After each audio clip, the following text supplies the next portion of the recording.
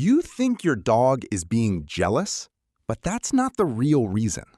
Have you ever watched your dog suddenly scoot between you and someone else, push their head under your hand, or give that long, mournful stare when you pay attention to another person, and felt a pang of jealousy?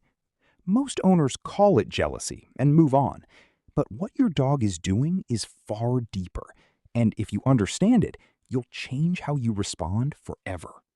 Dogs didn't evolve to be jealous people. They evolved to read relationships that keep them safe.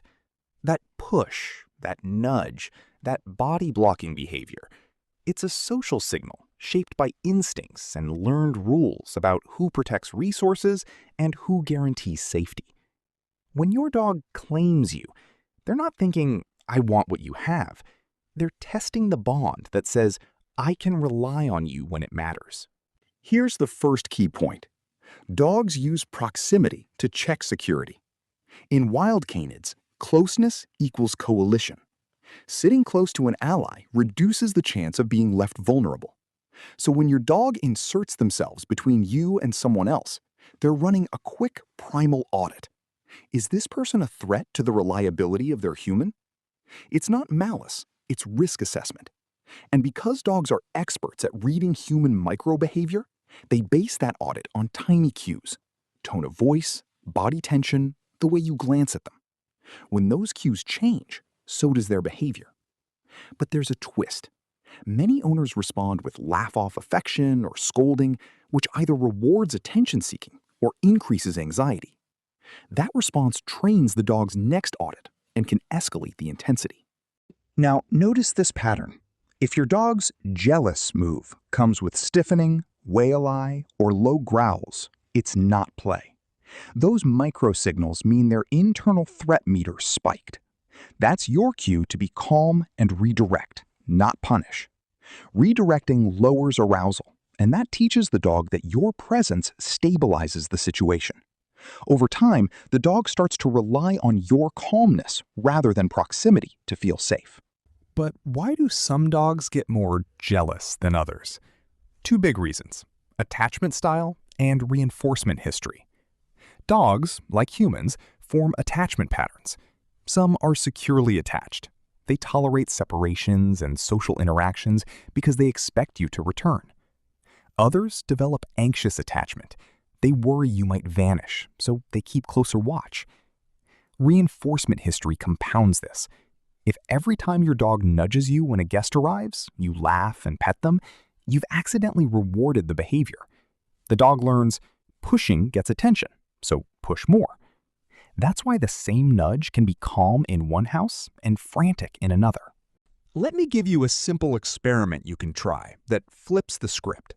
The next time your dog inserts themselves between you and someone else, don't withdraw or scold. Pause. Breathe. Use a neutral tone and offer a micro reward for stepping back one pace. Teach the dog that stepping away gets the same or better outcome than pushing in. Within days, their threat audits will shrink because the social payoff for proximity is no longer necessary. Your calm cues are. Here's a deeper layer most owners miss. Dogs monitor predictability. They're wired to detect changes in your patterns because unpredictability equals danger.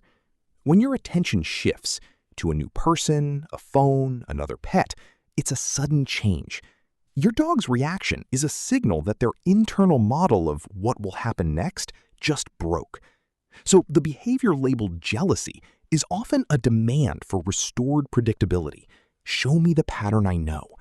That's why consistent routines and calm transitions reduce these incidents dramatically. If you always greet guests the same way, if you teach your dog a solid place command that becomes a predictable endpoint, their internal alarms stop blaring. Now, this matters because how you interpret the behavior shapes the relationship.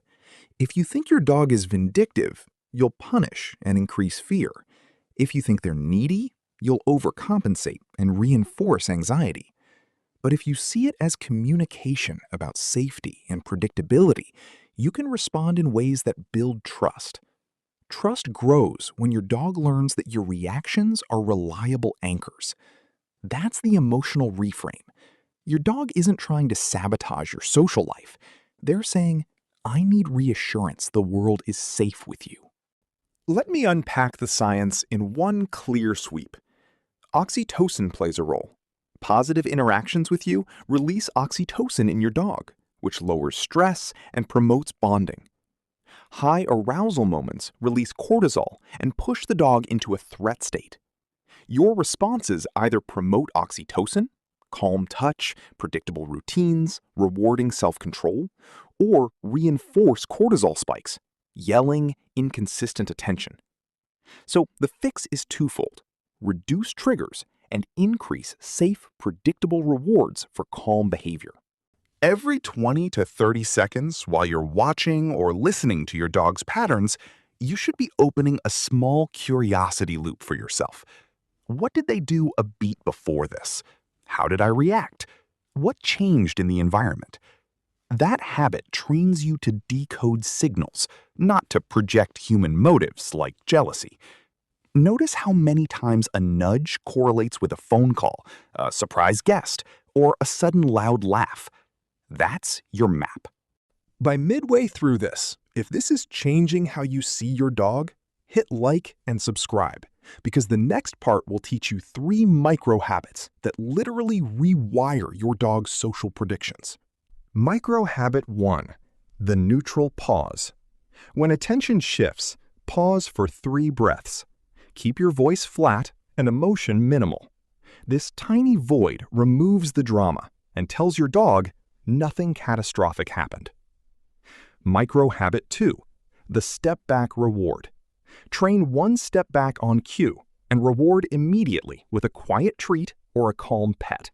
The dog learns stepping away equals safety, not loss. Micro habit 3, the predictability ritual. Before guests arrive, run a short 5-minute ritual: walk, settle, treat sequence. It establishes the before and after pattern your dog craves. Here's a counterintuitive insight most people miss. Sometimes the strongest bond is built by allowing small, safe challenges.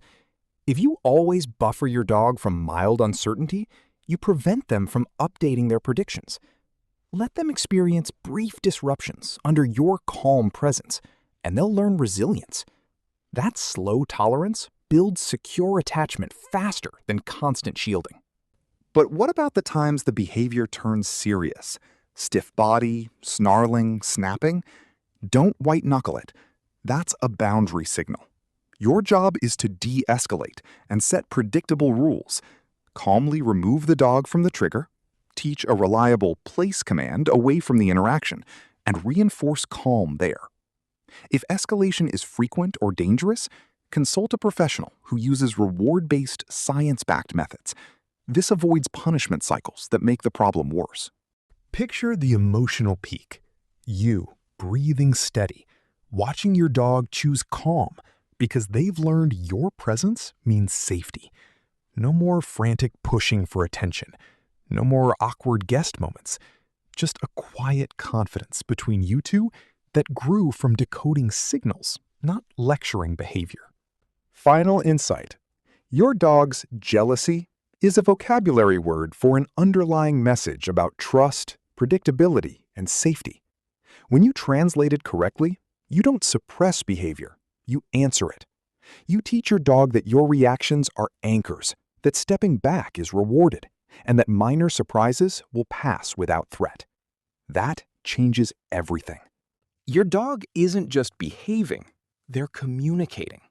When you listen with curiosity and respond with calm, you don't lose your bond, you strengthen it.